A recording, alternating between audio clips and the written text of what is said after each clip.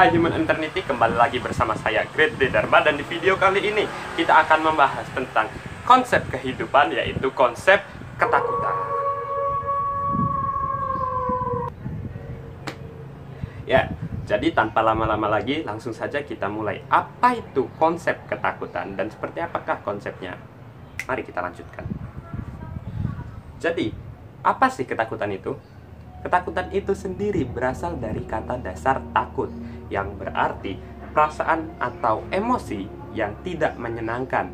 Perasaan ini bisa timbul karena perasaan atau suatu keadaan yang tidak aman bagi kita.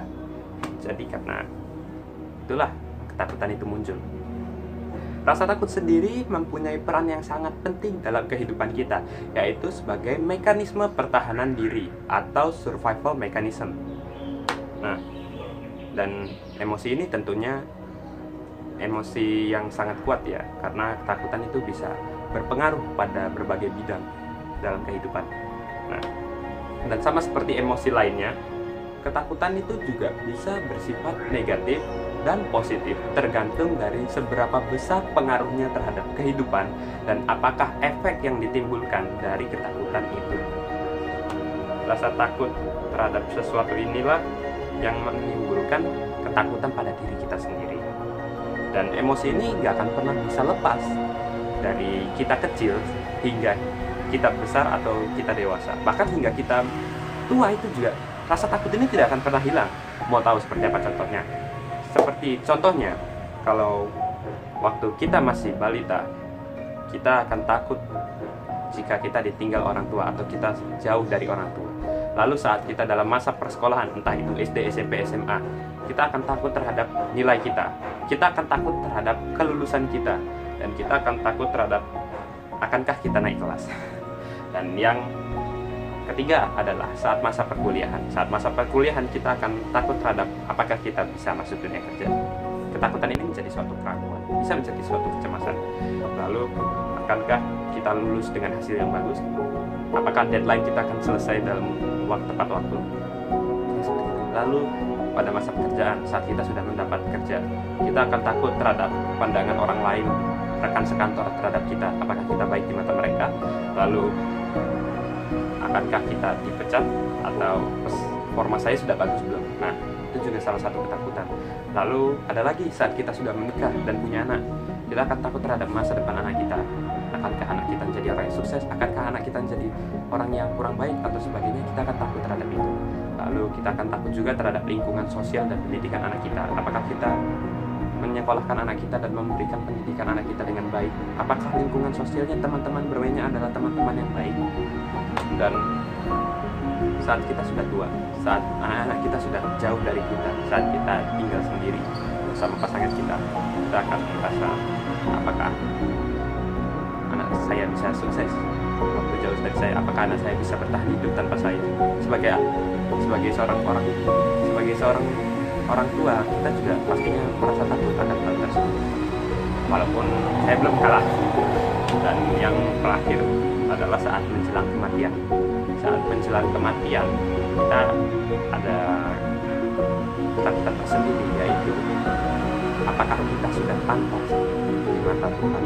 Karena jika kita belum pantas, kita akan jadi sendiri. Kita akan masuk neraka dan sebagainya.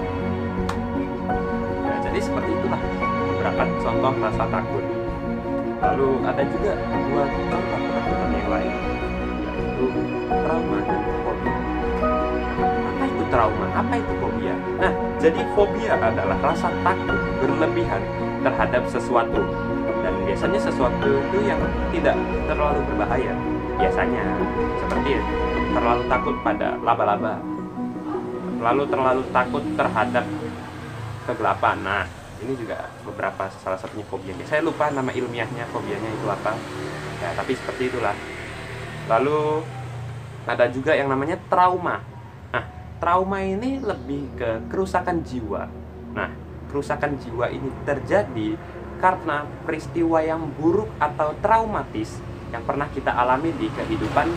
Oh, maaf, bukan kehidupan, tapi di beberapa waktu sebelumnya.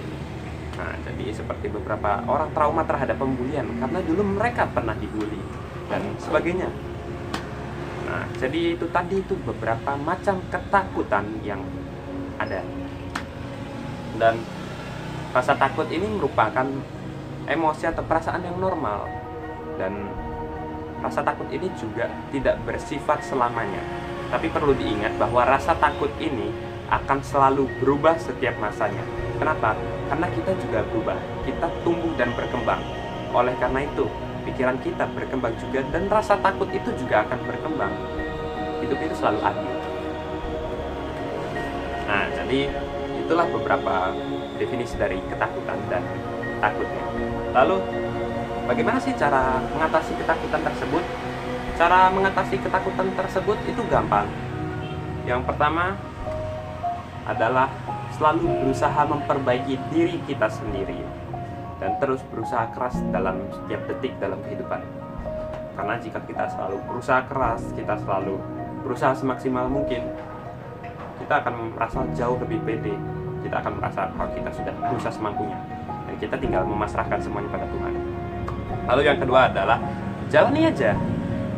Banyak orang yang takut terhadap perlombaan, misalnya, aduh kalau gak menang gimana ya, aduh nanti kalau aku gagal waktu di babak pertama gimana? Men, jalani aja. Kenapa?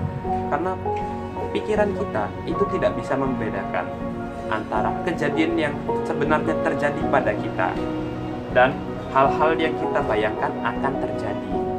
Jadi di situ itu suatu kelemahan dalam otak kita di antara membedakan realita dengan khayal. Dan yang terakhir adalah deng tetap dan selalu berpikir positif terhadap sesuatu yang terjadi dan akan terjadi ataupun sudah terjadi. Karena banyak sekali orang yang overthinking terhadap sesuatu atau berpikir terlalu berlebihan terhadap sesuatu hanya karena pikiran mereka negatif.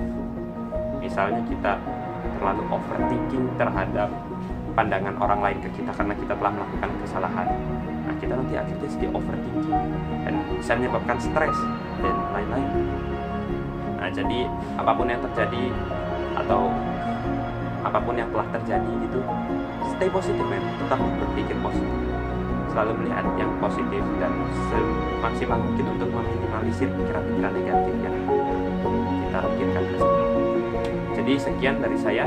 Terima kasih telah menonton dan jangan lupa tinggalkan like, komen, share, dan subscribe kalian jika kalian menyukai video ini dan merasa video ini berguna agar video-video selanjutnya bisa jauh lebih baik lagi dan channel ini bisa terus berkembang.